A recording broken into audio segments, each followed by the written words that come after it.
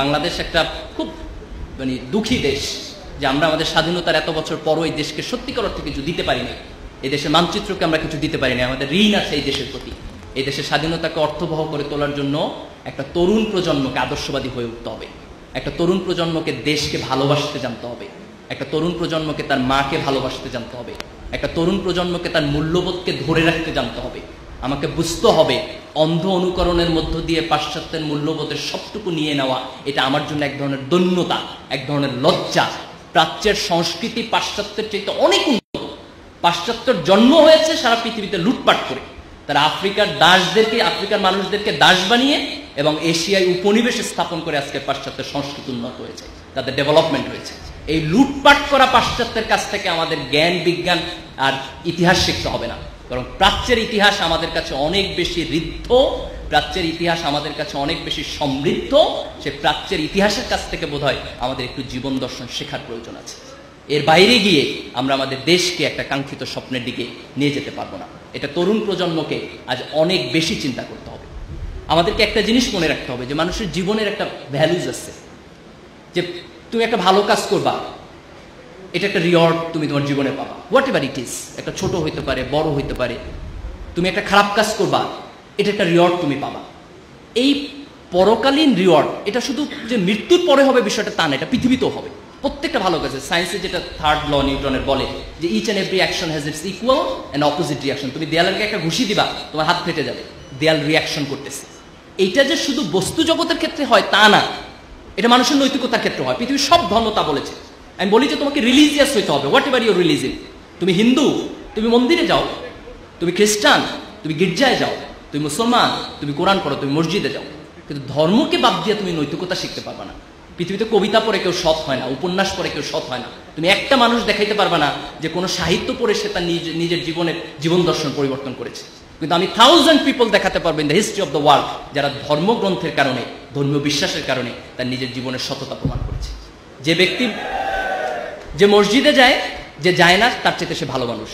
যে মন্দিরে যায়, যে যায় না তার চেয়ে সে ভালো মানুষ। যে গির্জায় যায়, যে যায় না তার চেয়ে সে ভালো মানুষ। পৃথিবীর কোনো ধর্ম মানুষকে অন্যায় শেখায় না। পৃথিবীর কোনো ধর্ম মানুষকে মিথ্যা কথা শেখায় না। পৃথিবীর কোনো ধর্ম মানুষকে নগ্নতা শেখায় না। পৃথিবীর কোনো ধর্ম মানুষকে অশ্লীলতা শেখায় না। কিন্তু তুমি তোমার ধর্মের কাছে ফিরে যাও। একটা ধর্মহীন সমাজ করে আমরা মানুষের সমাজ বানাতে পারবো না। আজকে পাশ্চাত্যের সমাজ তো মানুষের সমাজ নাই, এটা অমানুষের সমাজ হয়ে গেছে, ভয়ঙ্কর অমানুষের সমাজ হয়ে গেছে। এই ধর্মহীন পাশ্চাত্যের সমাজ যেন আমাদের টার্গেট না হয়। তোমাকে একটা জিনিস মনে রাখতে হবে, তুমি পরিশ্রম করবা, তুমি তার ফলাফল পাবা। তুমি ফাঁকিবাজি করবা, তারও ফলাফল তুমি পাবা। প্রত্যেকটা ভালো কাজের একটা রিওয়ার্ড আছে, প্রত্যেকটা খারাপ কাজের একটা পানিশমেন্ট আছে।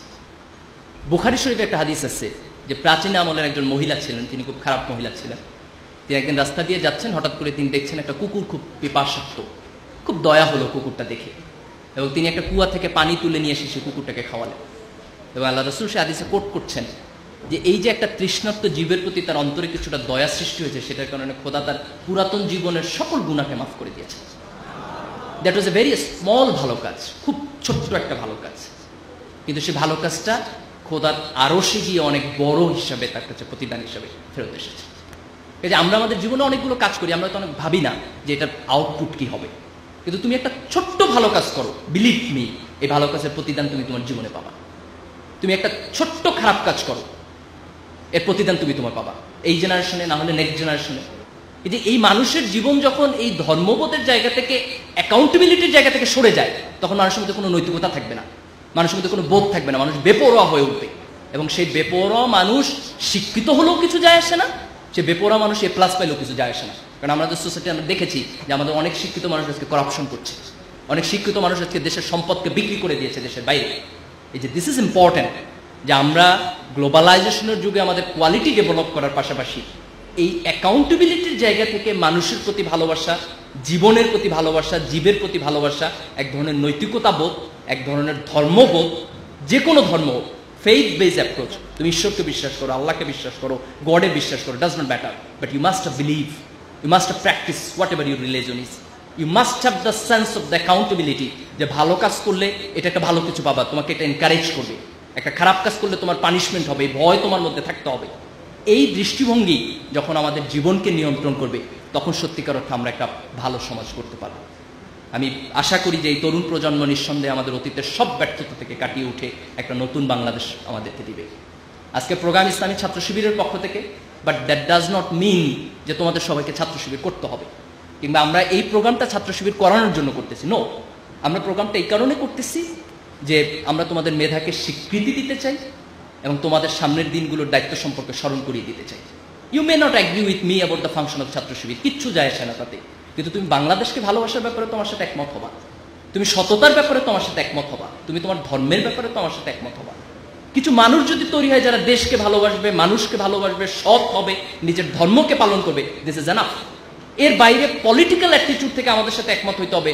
We do not need that, we never expect that. একটা সমাজের মধ্যে ডিফারেন্ট পলিটিক্যাল আইডিওলজি থাকবে, থট থাকবে, যে যেটা পছন্দ করবে সেটা করবে। এই গণতান্ত্রিক সমাজের প্রতি আমাদের পূর্ণ আস্থা আছে, কিন্তু আমরা আশা করি এই তরুণ প্রজন্ম অন্তত মানুষকে ভালোবাসার শিক্ষাটুকু পাবে, দেশকে ভালোবাসার শিক্ষাটুকু পাবে। তারা তাদের রিলিজিয়াস বেসড একটা সোসাইটি গড়ে তোলার জন্য চেষ্টা করবে এবং সেই জায়গা থেকে আমরা সবাই মিলে একটা বাংলাদেশ করব। আমরা এমন কোনো বাংলাদেশ চাই না যেটা আওয়ামী লীগের একার বাংলাদেশ হবে, বিএনপির একার বাংলাদেশ হবে, কিংবা জামাতের একার বাংলাদেশ হবে।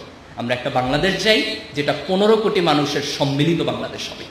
এই বাংলাদেশ আমরা সবাই মিলে গড়ে তুলব, এই আশাবাদ ব্যক্ত করে, এবং আগামী দিনে তোমাদের কাছ থেকে এই দেশ তার আশা পূর্ণ হবে, এভাবে যোগ্যতা সম্পন্ন হিসেবে তোমরা নিজেদেরকে গড়ে তুলবা, এই আশাবাদ ব্যক্ত করে এবং আজকের প্রোগ্রাম যারা অর্গানাইজ করেছেন তাদের সবাইকে ধন্যবাদ জানিয়ে আমার বক্তব্য শেষ করছি।